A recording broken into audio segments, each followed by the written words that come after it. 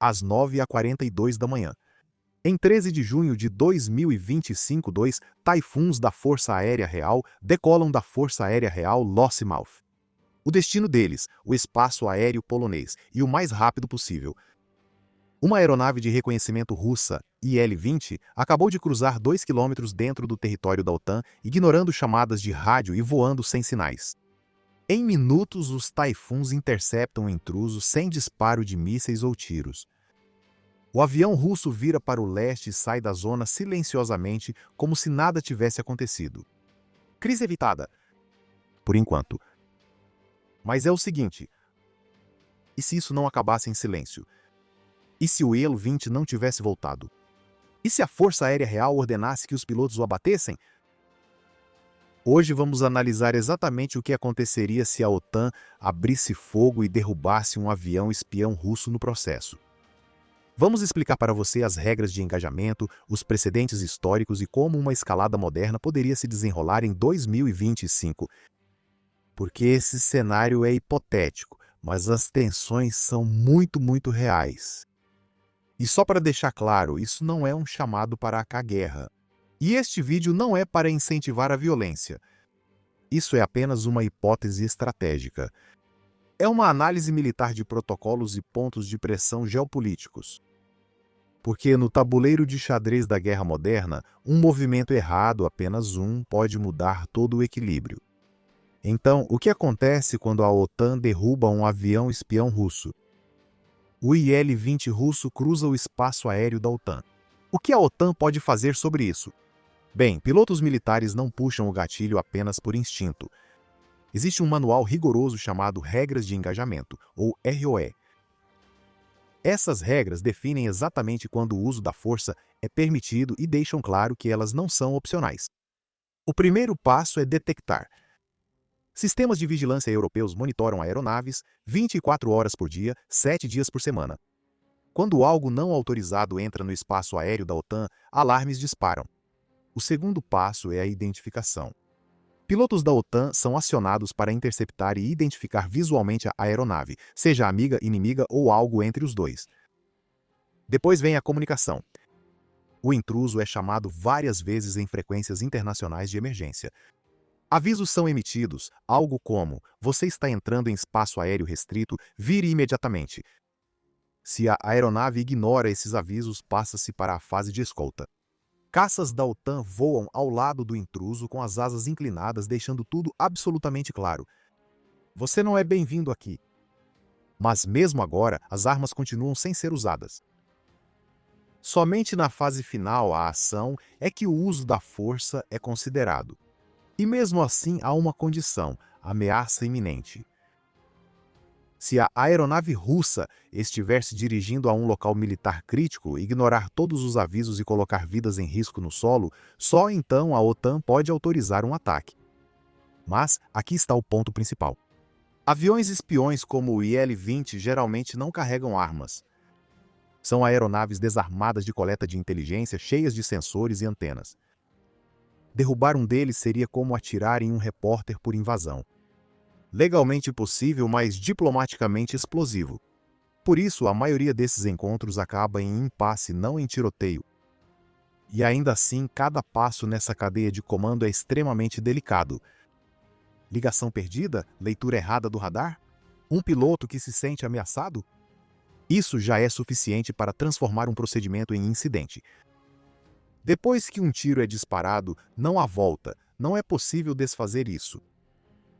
Essa não é a primeira vez que a OTAN toma uma decisão assim.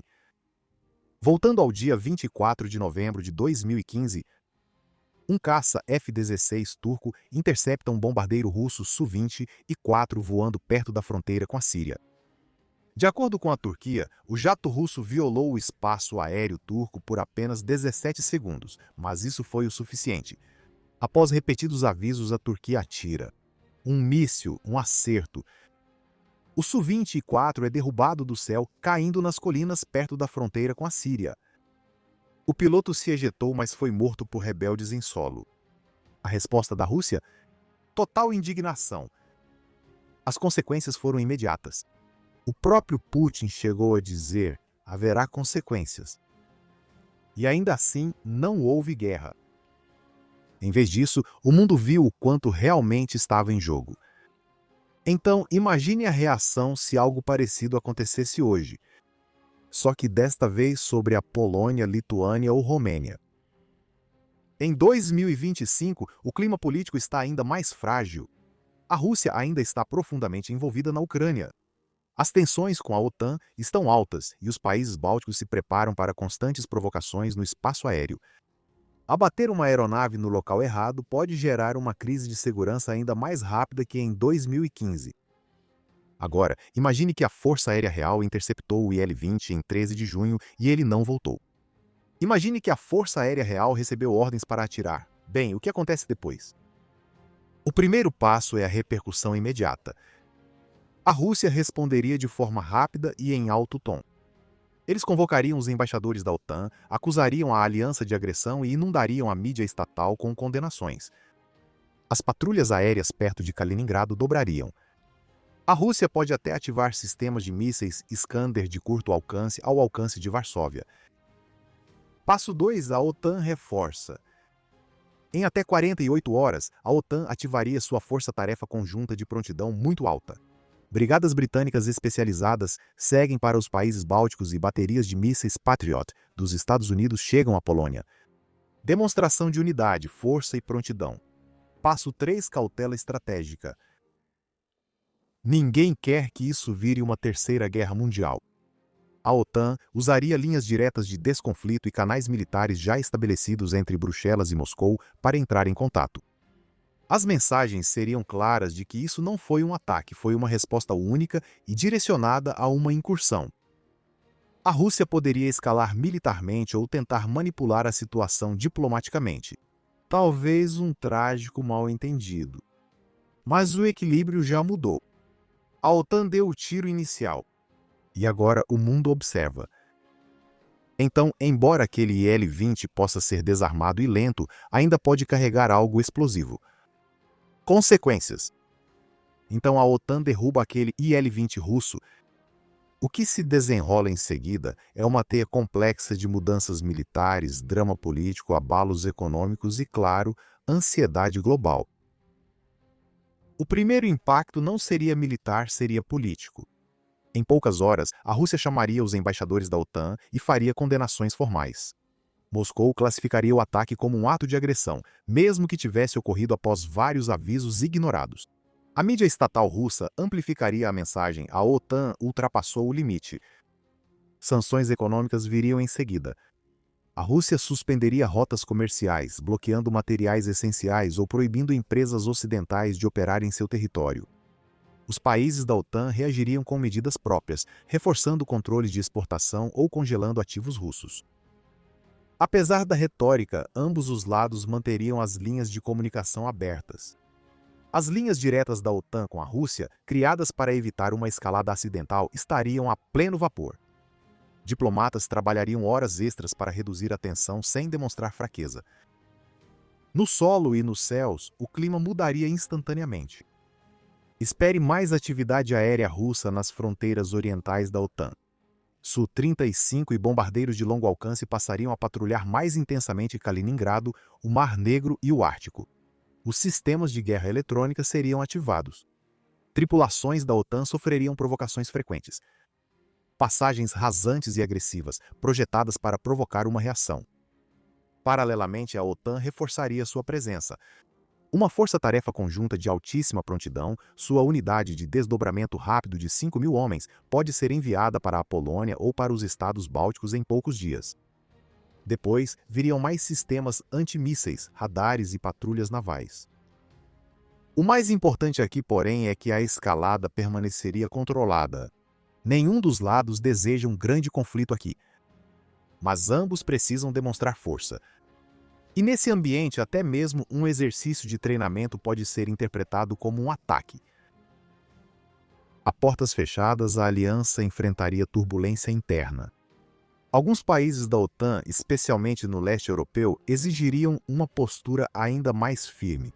Mais tropas, mais desdobramentos, mais dissuasão. Outros, especialmente os do Oeste, poderiam pedir cautela, temendo repercussões econômicas ou uma escalada acidental. Os Estados Unidos se veriam sob pressão. Com as eleições próximas e a OTAN sob escrutínio, Washington teria que reafirmar seu compromisso com a aliança enquanto enfrenta divisões internas. A retórica que questiona a relevância da OTAN pode ressurgir, sobretudo de vozes isolacionistas. A opinião da maioria seguiria clara.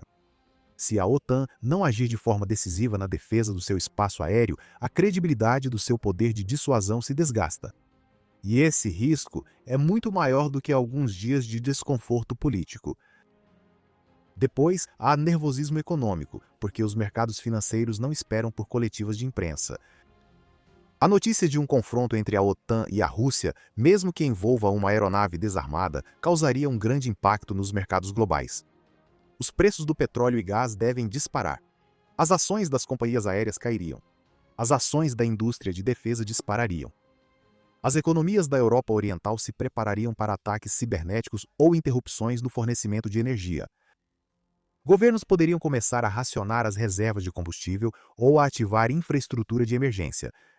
Rotas da aviação civil sobre o Mar Báltico podem ser temporariamente desviadas, gerando atrasos e custos maiores no transporte. Consumidores de toda a Europa sentiriam a tensão. As prateleiras dos supermercados não esvaziariam de imediato, mas haveria ansiedade. Nos países bálticos e na Polônia, os exercícios de alerta aéreo seriam restabelecidos. As mensagens públicas enfatizariam a calma, mas todos, é claro, estariam nervosos. E talvez a consequência mais inquietante seja a mudança na postura nuclear. A Rússia há muito tempo incorporou armas nucleares em sua doutrina. E não apenas como último recurso, mas como uma ferramenta para desescalar através da escalada.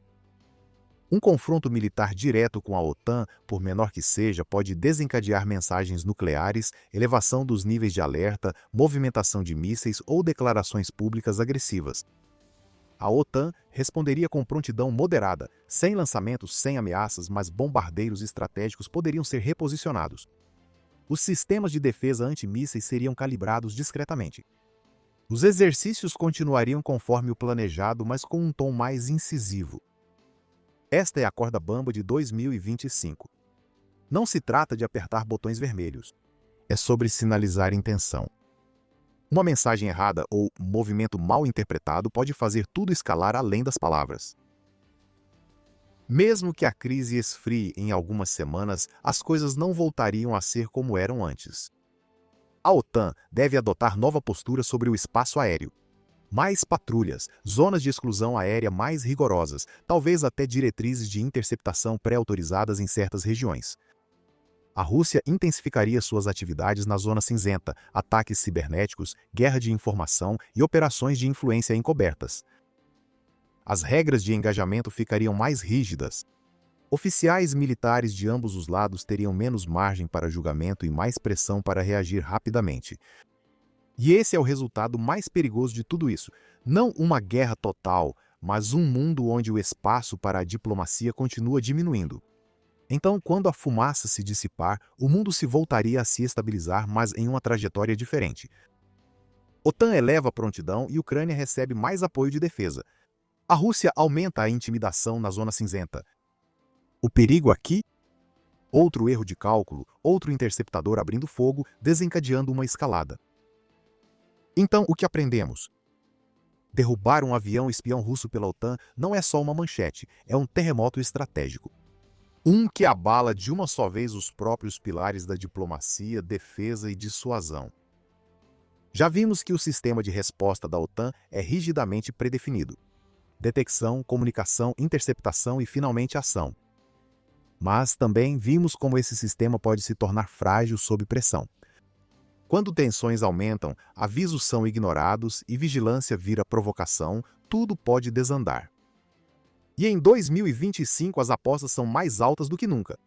Ameaças cibernéticas, posicionamento de mísseis e postura nuclear. Só precisa de um gatilho. E o verdadeiro perigo aqui não é apenas o abate em si, são as consequências. Reforços militares, fraturas políticas, pânico econômico. As consequências se espalham rápido e geralmente vão muito além de onde tudo começou.